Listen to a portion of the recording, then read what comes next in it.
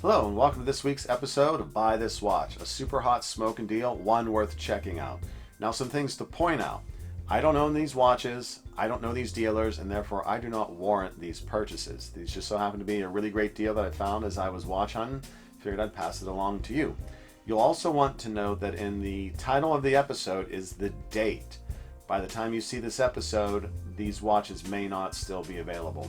Still worth checking out though, because if it's still available, it might be a watch you want to have a closer look at. Happy hunting.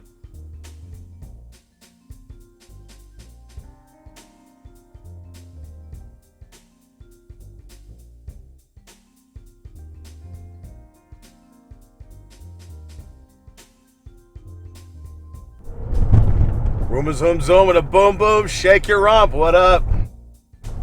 A very special Buy This Watch. I'm usually at the computer for Buy This Watch, but I'm I'm on part 2 of the Macy's Gambit. Racing out to the store, gonna return the 5 I bought, rebuy them on the discount for the sale, open a Macy's charge, and then get the extra discount. I'm gonna dub this watch the watch for the channel. Matches the colors.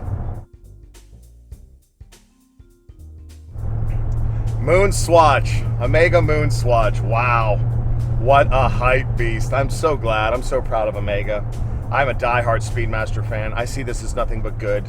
Expanding the brand into a sector that, 4 or 5, you can get a Speedmaster Pro for the neighborhood of $4 or $5 grand on the used market. It's fluctuating, sometimes less, but you can get the reduced and all that other stuff for mid-2s, $2,500. It's a lot of money for some people. It's a lot of money for anybody. But doing it with the Swatch, I think, is so smart, and so many different colors and varieties. And what a PR marketing coup. Before it went nuclear, I sent a text to Rose City. He's out in San Francisco, lives near stores. Hey, bro, do me a favor. Go to Swatch on Saturday. Get me all 11 of them and one of those boxes, and I'll buy you and your kid one or something like that. I was like, hey, that'd be cool. Wow, did that go nuclear? It's amazing I found my way out of the driveway today with that sort of thought process being in the background of my mind. What a mess. Have you seen the riots and the lines for it? I think it's absolutely brilliant. Will I get one? Eventually. Jenny L had a great perspective on a part of it, as much as she said that leaving the MoonWatch out of it in order to preserve the lineage and perspective of it. I don't agree with that completely. For the Moon one, I would have done dark side of the moon instead of the straight up moon. I don't know. I think it's brilliant. If I had to get one, which I'll probably pick one up, I'm gonna get the Mars one.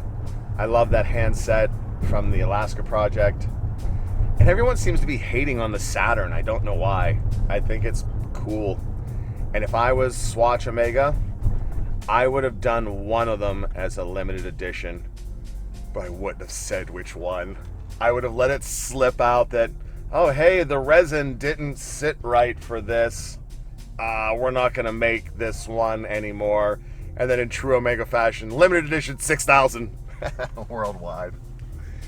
I would have had some fun with that. I think they need to put a vector together on collectors gaining access to the box. Right now, those boxes that you see promoted in, they're only at the dealer. But they've done that kind of box before with the Apollo missions one. Like, for a while, you could see all, I think it was 50 watches in one box for like 250 grand. This is 4 or 5 years ago. You can get those. But it had every special edition, Apollo, this, that, the other, in one big box for an obscene amount of money. Who knows what that's going for now. But Buy This Watch is not about the Macy's Gambit today. It's not even about MoonSwatch today. It's about the GSX Indiana Jones watches. I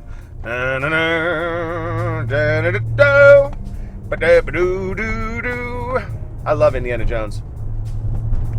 And while everyone's eyes are on the MoonSwatch today, I'd like you to consider coming along for this GSX box set of the Indiana Jones watches. There's one up there right now for $220. You get 5 watches, all 5 watches. Each one is a theme on one of the films. And if I'm being honest, a rather nice collector's box considering the price point. I bought one of these for $250. I saw it. I was like, you know what? Oh, this is going to be collectible. Nobody knows about this.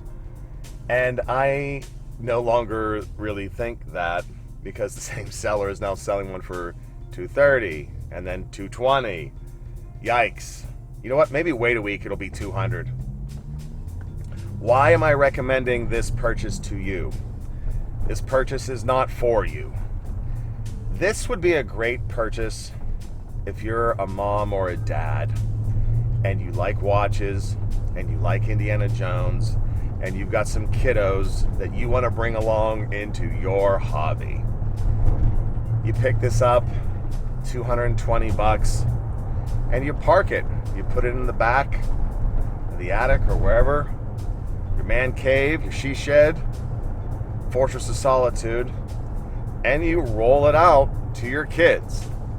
Maybe special birthday, maybe when they turn 10. Because these watches are not too small. So maybe your kid turns 10. Boy or girl, they're unisex. And you start bringing them into your culture of movie loving and watch hobby. And they get the first one. And they get the box on that 10th birthday or special occasion or graduation or what. And you gift them the other watches at special occasions. And it's something you can grow them up into. You could create another watch collector in your own home. I don't know, is that a good thing? Well, if you've got watches and you've got kids, on a long enough timeline, they're going to end up getting your watches, right?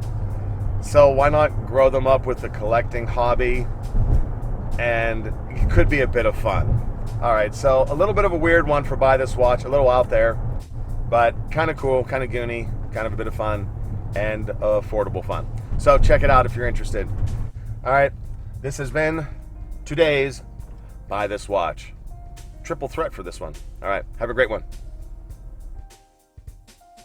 One more marketing thought about MoonSwatch as it occurred to me. I would have teased it a little closer to April Fool's Day, and then I would have released it on April Fool's Day, and that would have been madness because everyone would have been even more spun up over it.